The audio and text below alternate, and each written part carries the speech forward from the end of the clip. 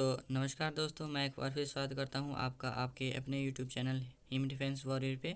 तो दोस्तों आज जो है वो हम आपके लिए जो है भारत का भूगोल यानी कि इंडियन ज्योग्राफी का जो है वो टॉपिक वाइज जो है वो पार्ट 1 लेके आए हैं। ठीक है, अगर आप चैनल पर नए हैं तो प्लीज़ चैनल को सब्सक्राइब कर लीजिए ताकि आने वाले सभी इंडियन ज्योग्राफी के पार्ट्स और इंपॉर्टेंट क्वेश्चन के लिए जो आपको सबसे पहले वीडियोज़ अपडेट मिल जाए। ठीक है, तो आज जो है वो हम इस भारतीय भूगोल का यानी कि इंडियन ज्योग्राफी का जो है पार्ट 1 लेके आए हैं। ठीक है, तो सबसे पहले तो हम देखते हैं कि भारत उत्तरी गोलार्ध में जो है वो उसकी लोकेशन क्या है। ठीक है, तो वो है हमारे पास 8 डिग्री 4 मिनट से लेके 37 डिग्री 6 मिनट जो है वो नॉर्दर्न लैटिट्यूड यानी कि उत्तरी अक्षांश। ठीक है, तो इसको हम कैसे याद रखेंगे, ये जो है ये जो अक्षांश है ये कैसे हैं, ये है हमारे पास जम्मू कश्मीर से लेके कन्याकुमारी तक। ठीक है, जम्मू कश्मीर से लेके कन्याकुमारी तक है ये हमारे पास। ठीक है, अब हम देखेंगे पूर्वी देशांतर का। ठीक है, तो पूर्वी देशांतर है हमारे पास यानी कि ईस्टर्न लॉन्गिट्यूड, तो वो है हमारे पास 68 डिग्री 7 मिनट से लेके 57 डिग्री 25 मिनट तक। ठीक है, तो इसको हम कैसे याद रखेंगे, पूर्वी देशांतर को हम याद रखते हैं, ये जो हमारे पास रिकॉर्ड है ये कहाँ से लेके कहाँ तक है, ये हमारे पास अरुणाचल प्रदेश से लेके गुजरात तक। ठीक है, नेक्स्ट है हमारे पास क्षेत्रफल के आधार पर जो है वो वर्ल्ड के क्षेत्रफल के कंपैरिजन में जो है वो भारत कितना प्रतिशत है, तो वो है हमारे पास 2.42%। ठीक है, ये क्वेश्चन जो है वो काफ़ी बार एग्ज़ाम में मैंने टाइम जो है वो क्वेश्चन एग्ज़ाम में पूछा गया है, इसलिए ये क्वेश्चन इंपॉर्टेंट था। ठीक है, अब हम देखेंगे जम्मू से कन्याकुमारी तक जो है वो इस भारत का जो है विस्तार कितना है। ठीक है, तो वो है हमारे पास 3214 किलोमीटर। ठीक है, और उसी तरह पूर्व से पश्चिम तक ये जो जम्मू से कन्याकुमारी तक था ये था हमारे पास उत्तर से दक्षिण तक का। ठीक है, यानी कि जम्मू हमारा आ गया नॉर्थ में और कन्याकुमारी हमारा आ गया साउथ में। ठीक है, उसी तरह जो है वो अब अरुणाचल प्रदेश से लेकर गुजरात तक यानी कि अरुणाचल प्रदेश हमारे किस साइड में है, वो है हमारे पास ईस्ट साइड में यानी कि पूर्व दिशा में, और गुजरात है हमारे पास वेस्ट यानी कि पश्चिम में। ठीक है, तो पूर्व से लेकर पश्चिम तक कितना है, 2933 किलोमीटर। ठीक है, नेक्स्ट है हमारे पास स्थल सीमा यानी कि टोटल जो है वो भारत की जो स्थल सीमा है वो शेयर करती है जो अदर कंट्रीज़ के साथ वो कितनी है। ठीक है, तो वो है हमारे पास 15,200 किलोमीटर। ठीक है, और तटीय सीमा जो है भारत जो है वो अपना समुद्री सीमा कितने किलोमीटर बनाता है, वो बनाता है हमारे पास 1500, 200 का आधा कर लीजिए तो वो हो जाएगा हमारे पास राउंड फिगर अगर मान के चलें तो 7500 किलोमीटर तक, लेकिन अगर एग्जैक्ट पूछा जाए तो वो है हमारे पास 7516.5 किलोमीटर। ठीक है, नेक्स्ट हमारे पास आता है कि अब हम लोगों ने टोटल जो है वो बाउंड्रीज देख ली। अब हम देखते हैं कि भारत के कितने देशों के साथ जो है वो स्थलीय सीमा बनाता है। ठीक है, तो ये है टोटल जो देश हैं वो कितने हैं, 7 कंट्री के साथ जो है वो भारत जो है वो अपनी लैंड बाउंड्री बनाता है। ठीक है, उनमें से कौन कौन से हैं देखिए, सबसे पहले आ गया हमारे पास बांग्लादेश, उसके बाद आ गया पाकिस्तान, फिर आ गया म्यांमार, अफ़गानिस्तान, चाइना, नेपाल और फिर लास्ट में जो है वो भूटान। यानी कि इन 7 देशों के साथ जो है वो भारत जो है वो अपनी स्थलीय सीमा जो है वो शेयर करता है। ठीक है, नेक्स्ट आ गया हमारे पास, अब चलेंगे हमारे पास भारत जो है वो कितने देशों के साथ जो है वो अपनी तटीय सीमा यानी कि कोस्टल एरिया जो है वो शेयर करता है। ठीक है, तो ये है हमारे पास 5 कंट्रीज़ हैं। तो ये देख लिए, इसमें देखो पहले पे है बांग्लादेश, मालदीव्स, म्यांमार, पाकिस्तान और श्रीलंका। आप लोग यहाँ पे देख सकते हैं ये जो बांग्लादेश है और म्यांमार है और पाकिस्तान है, इसके साथ जो है वो भारत जो है वो दोनों स्थलीय भी और तटीय सीमा भी जो है वो यानी कि लैंड बाउंड्रीज और कोस्टल बाउंड्रीज जो भी है वो शेयर करता है। ठीक है, इसके बाद आता है ये जो हमारे पास भारत के बिंदु हैं जो नॉर्थ ईस्ट वेस्ट और साउथ 4 दिशाओं में है, वो कौन कौन है और कहाँ कहाँ स्थित हैं। ठीक है, तो सबसे पहले हम चलेंगे नॉर्थ साइड से। तो नॉर्थ साइड में जो नॉर्थन पॉइंट है हमारे पास वो है हमारे पास इंदिरा कॉल। ठीक है, तो वो कहाँ स्थित है, वो हमारे जम्मू कश्मीर में। ठीक है, अब इसके बिल्कुल अपोजिट चलेंगे, तो इसके बिल्कुल अपोजिट में चलेंगे हम साउथ में। तो साउथ में जो है वो इंदिरा पॉइंट है जो कि कहाँ पे है, निकोबार द्वीप समूह। और एक चीज़ और याद रखोगे आप, ये जो अंडमान निकोबार द्वीप समूह है ये कहाँ स्थित है, ये बंगाल की खाड़ी में स्थित है। ठीक है, तो इसको जो है ये जो द्वीप समूह हैं या कुछ हैं इनको हम जो है वो नेक्स्ट पार्ट में डिस्कस करेंगे। ठीक है, तो अब नेक्स्ट है हमारे पास ईस्टर्न और वेस्टर्न पॉइंट्स। ठीक है, तो ईस्टर्न पॉइंट्स है हमारे पास वलांगू, वलांगू कहाँ स्थित है, वो है हमारे पास अरुणाचल प्रदेश में। ठीक है, और नेक्स्ट है हमारे पास वेस्ट में हमारे पास सरक्रीक जो कि है वो गुजरात में स्थित है।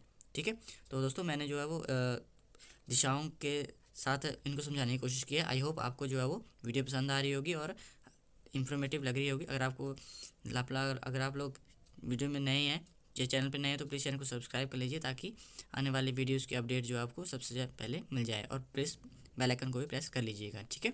नेक्स्ट है हमारे पास जो कि कुछ जल डमरू हैं, या मतलब दो देशों के बीच में जैसे स्टेट्स होती हैं, तो जैसे श्रीलंका और भारत के बीच में स्थित जल डमरू कौन सा है, ठीक है। तो ये मैक्सिमम टाइम ये जो है क्वेश्चन वो काफ़ी सारे एग्जाम में पूछा गया है, इसलिए ये क्वेश्चन आपके लिए मुझे लगता है कि आपके लिए भी बहुत इंपॉर्टेंट रहेगा, ठीक है।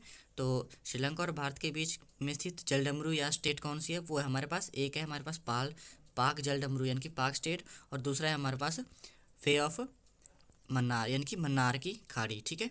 तो इनकी वजह से जो है वो श्रीलंका भारत से अलग होता है, ठीक है।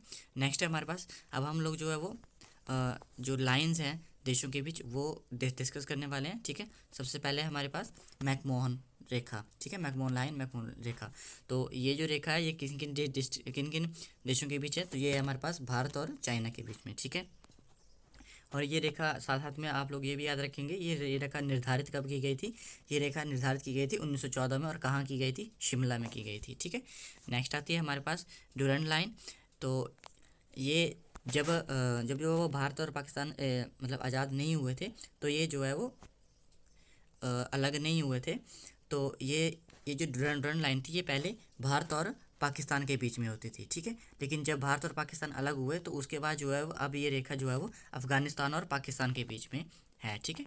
तो आप लोग याद रखेंगे जब 1896 में ये रेखा निर्धारित की गई थी, तो ये सर डूरंड ने की थी। उस टाइम जो की थी वो भारत और पाकिस्तान के बीच में थी, लेकिन अब जो है अब ये रेखा किन किन के बीच में है, तो अब है ये अफ़गानिस्तान और पाकिस्तान के बीच में, ठीक है। तो नेक्स्ट है हमारे पास रेड क्लिफ लाइन यानी कि रेड क्लिफ रेखा। तो ये रेखा जो है वो भारत और पाकिस्तान के बीच स्थित है, ठीक है।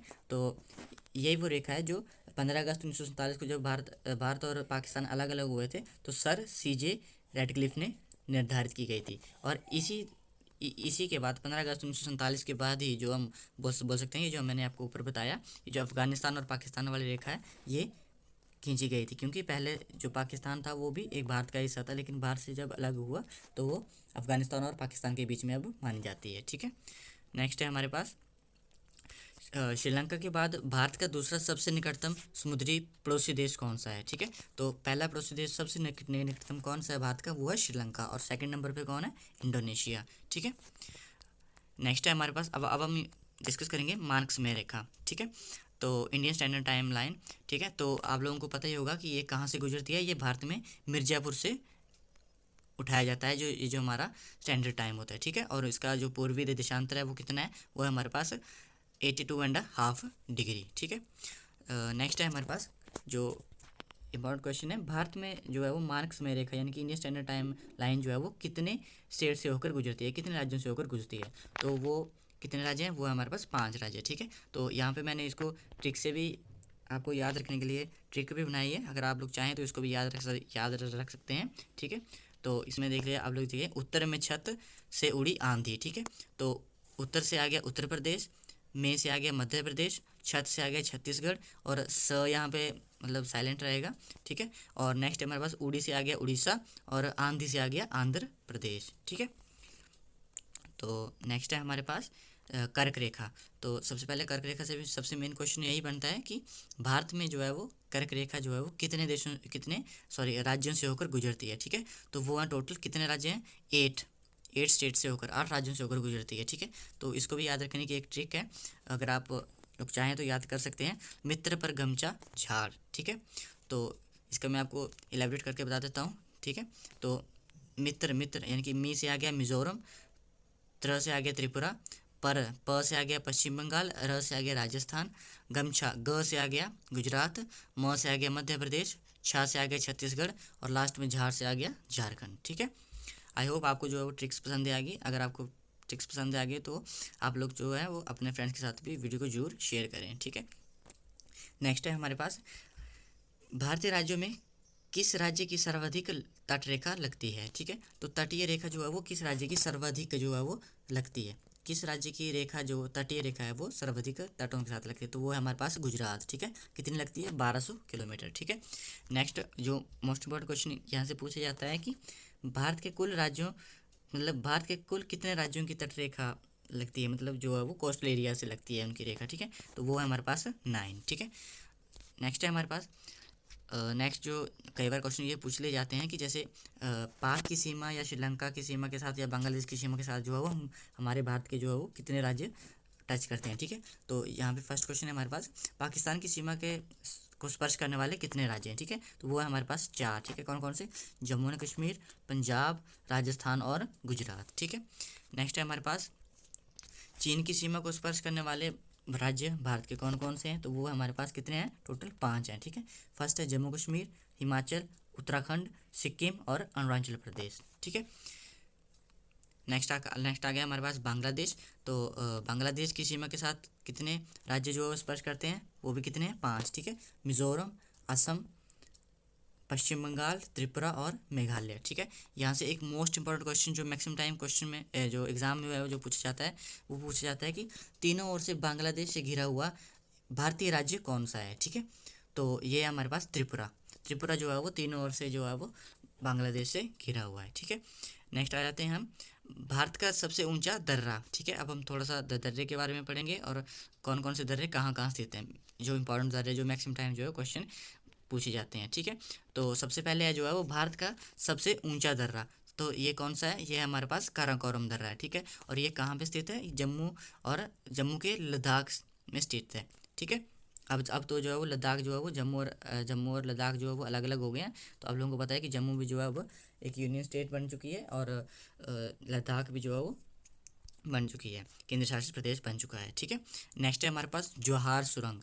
जवाहर सुरंग, इसके बारे में मैक्सिमम टाइम ये क्वेश्चन पूछा जाता है कि ये जो जवाहर सुरंग है ये किस दर्रे में स्थित है। ठीक है, तो ये आप लोग देख सकते हैं, ये जो है वो बनिहाल दर्रे में स्थित है जवाहर सुरंग। ठीक है, नेक्स्ट है हमारे पास शिपकीला दर्रा।